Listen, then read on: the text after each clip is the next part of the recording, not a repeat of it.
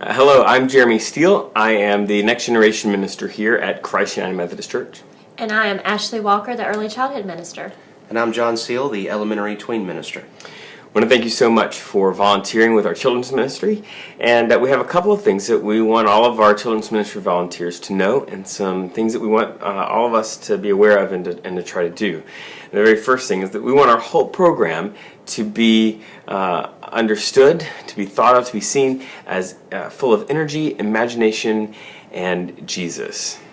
And so that means that when you step into a room, when you come to serve, we want you to come with a lot of energy. Even if it has to be fake energy, even if you had no sleep the night before, you've had the worst week ever, summon your inner pageant girl, put on a smile, and walk into the room and have a good time. And so please always try to display that energy. The next thing is that we want you to kind of have imagination. Kids are full of imagination. They love using their imagination.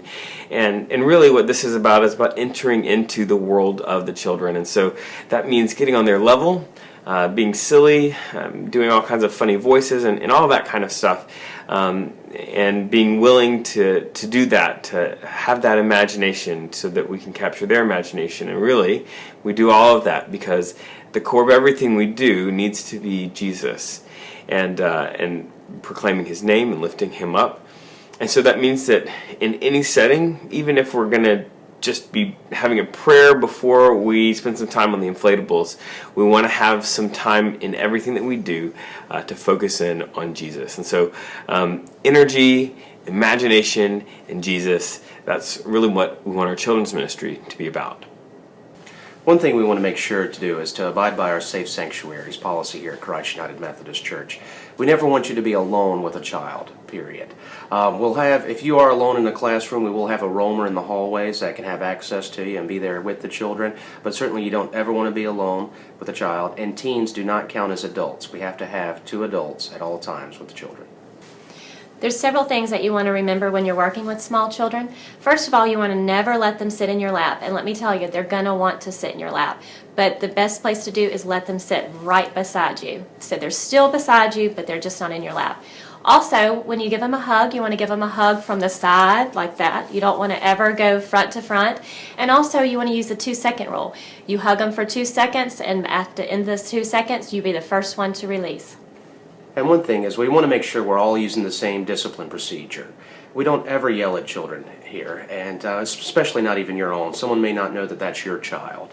A lot of times what's good enough is just when a child's being, kind of excited in a classroom, just walk over and put your hand on his shoulder. Trust me, he'll know that he's being a little bit out of order. And then also you may just want to redirect the child to pay attention to the leader that's given the lesson and not being disruptive. And if they continually be disruptive, then you want to just basically move them to the back of the room. Don't separate them, but just move them to the back of the room where they don't have an audience to engage other children with. And if it's still going on past that, you want to make sure and get the parents involved at that point. From time to time, you're going to get a child that is upset, that does not want to leave mom and dad. They may be crying. Well, this is what I tend to do whenever I come into that situation.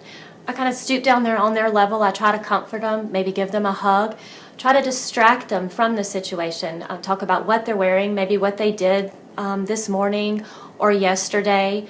And you kind of go with the flow. And if a child will not calm down, maybe about 10 to 30 minutes, and you don't want to wait 30 minutes that the child is just bawling and can't catch their breath. You just kind of have to use your own judgment. But after that time, if you need to call the parents, go ahead and call the parents. And when they show up, encourage them to stay with that child. That way they become used to you and used to the environment.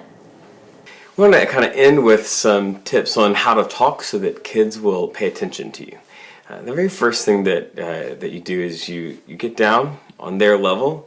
It can be really intimidating to kids, especially when they first meet you because you're so much bigger than they are.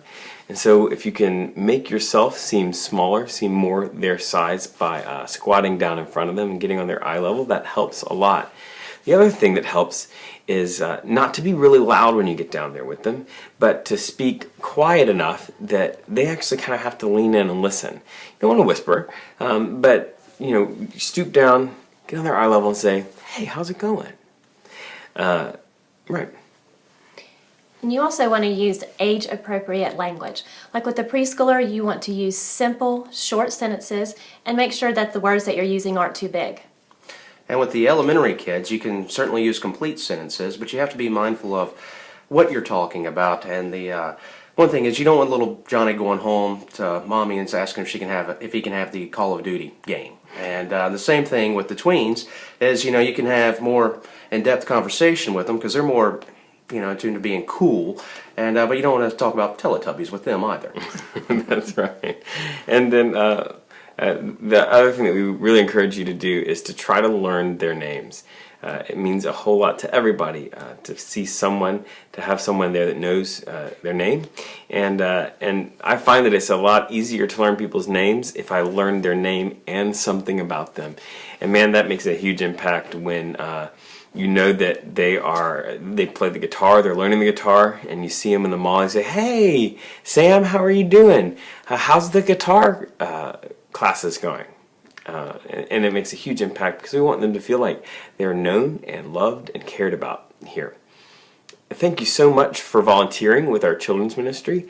And each of our different roles has a different specific video. So after you watch this video, make sure that you find the other video that gives you the specific tips and tricks for the specific role that you're going to be playing in our children's ministry. Thank you so much, and we'll see you on Sunday.